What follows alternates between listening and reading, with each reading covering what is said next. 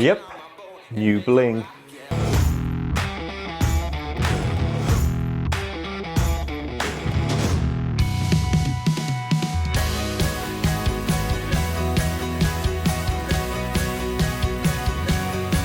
Hello, I'm Martin Keane. I'm taking the Homebrew Challenge to brew 99 beers in 99 weeks. Today I'm going to whip up a Dunkles Weissbier. Now this is a German wheat beer, so you can expect those clove and banana esters in the beer. But it also incorporates the toasty, malty characteristics you'd get from a German Bock beer. So German Hefeweizen combined with Doppelbock. Sounds pretty good to me. Oh, and did I mention I'm brewing it on some new equipment. Now this is a 10-gallon 240 volt electric brewing system from Clawhammer Supply, and it effectively works as a brew in the bag system. I'll tell you what, the easiest way to show you how this works is to fill it with some water and let's get started.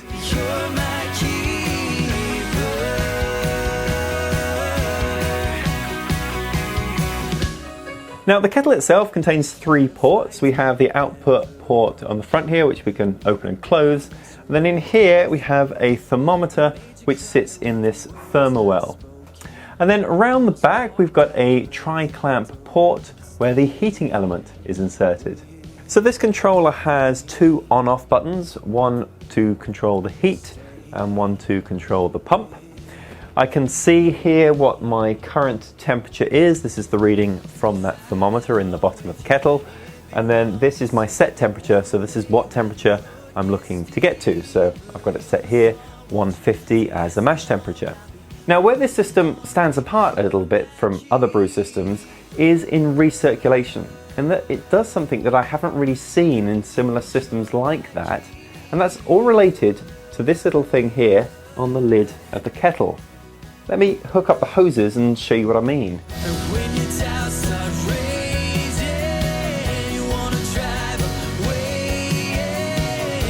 So let's turn the pump on. And we can see, if I open this, that we're now spraying water from the top of the lid. Road gets steeper, you're my song. I've waited so long for you. Hold up strong, baby, you're my keeper. So I'm going to set the strike water temperature to what I want, which is 161 for this beer. Set, and then turn on the heating element. While that is heating, let's go measure out some ingredients.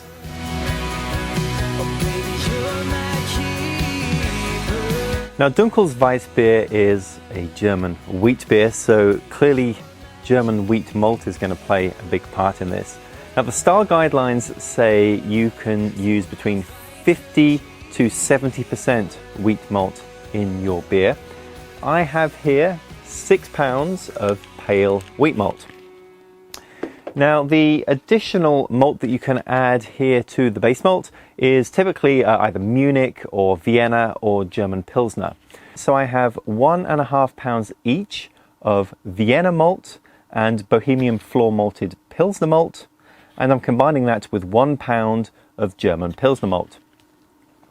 Now we do need some specialty malts as well to get that toasty flavour and that colour. We're looking for a colour for about 17 SRM. To get there, I have here 1 pound of Caramunich III and 4 ounces of Carafa II. Because this is a wheat beer and there are no husks with these wheat grains, we are going to add some rice hulls as well, 8 ounces of those. Now I mentioned this is a brew in the bag solution. Actually, there is no bag. You use the provided basket. So this is a mesh basket, and I've put my crushed grains into here, and I'm going to put this into the kettle and it will just rest on the bottom during the mash.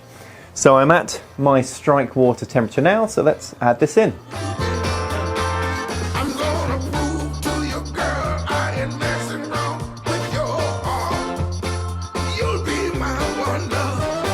I'm going to set the temperature to my mash temperature. I'm mashing in here at 152 Fahrenheit. So let's set that. And that should be it. Should be mashing.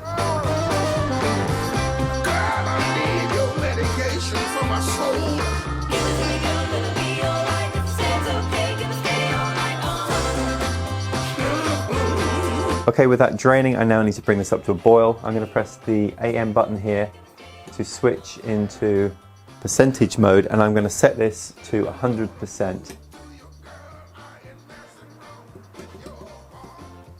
And once I reach boil, I'll bring that down a little bit, probably around 60–65%.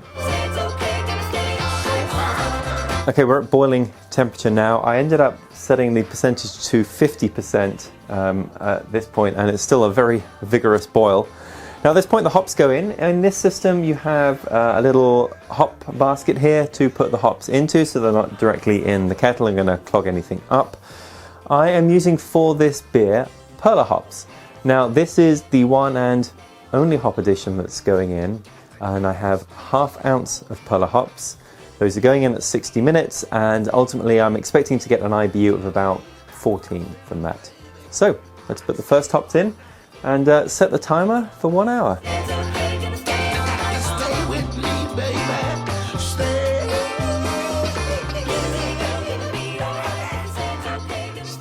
Now the Clawhammer system also includes a plate chiller, so now I have finished with the boil, it's time to chill this thing down.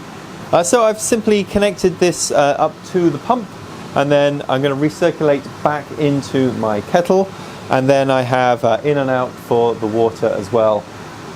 So before I start running the water, I'm just going to run the wort through this system just to sanitize the plate chiller. So to do that, I will simply open everything up and turn on the pump.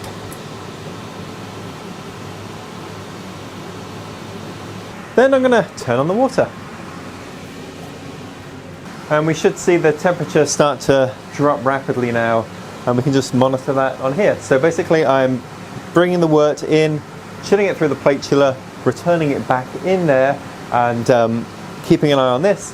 And when this reaches the temperature that I want, which is about 68 Fahrenheit, that's when I know to turn off the plate chiller. Now the Clawhammer system that I got did come with a fermentation bucket here. I was going to use this until I realized that I don't even have an auto siphon, so I'm going to use my usual conical brew bucket for this one.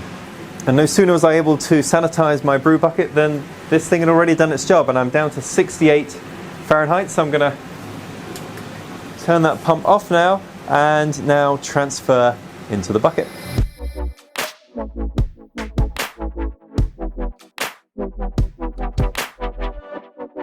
Gravity came out at 1054, which is what I was aiming for. Look, whenever I use a new brewing system for the first time, it's normally a total disaster. But either I'm getting better at brewing, or this thing is pretty easy to use, because this was a very, very smooth process. Now, the yeast for this beer, it is WLP 300. This is Hefeweizen yeast. I did make a sort of starter for this. I just ran this for 12 hours. Like the Hefeweizen ale I did last week, you want to really give the yeast a little bit of stress so that they'll produce more of these banana and clove esters. So that's why I didn't do a sort of a full 36-hour starter, which is what I would normally do. So I'm going to add this in.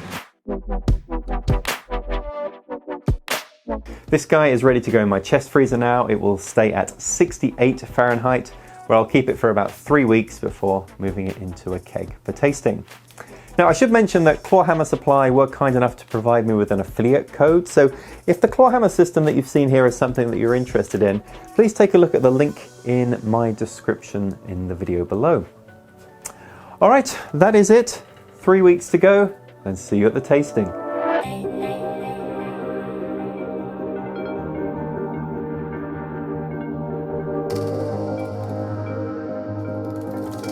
Tasting time. I have Evan with me. Welcome, Evan. Welcome to myself. So what we have here is a beer that came down to 10.06. It's about a 6% beer. Now, you haven't tried last week's beer, which was the straight up Hefeweizen. This, No, not yet. No, this is the slightly darkened version of the Hefeweizen. So it's still a wheat beer. Yes. Not what I would consider a wheat beer, because when I think wheat beer, I think Blue Moony type, you know, light beer, but... Exactly. So not a fan of dark beers, just going to say that on the front end. So.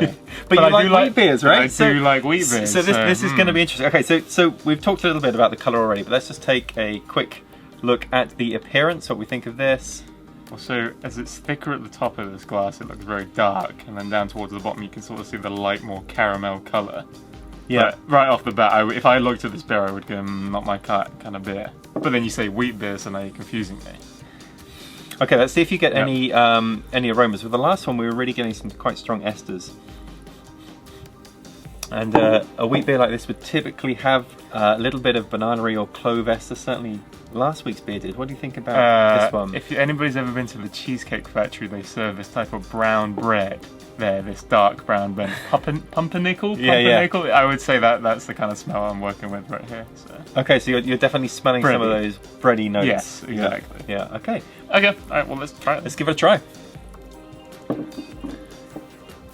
Yeah, completely different to what I would consider a sort of usual wheat beer, but it's good. It's not too heavy, it's not too malty or anything like that you'd associate with a dark beer. What percentage are we at with this one? 6%. So I think as to when you would drink a beer like this, the Hefeweizen just reminds me of spring and hot weather and stuff like that. And just the fact that this does have those darker notes to it does make me think winter beer more. So when it came to, yes, you like wheat, no, you don't like dark, where are you on this beer? No, I like this. I still feel with darker beers I would just prefer sort of a smaller amount. I don't really know if I can do a whole big thing of this, but no, this is very clean. Thank you very much. Cheers.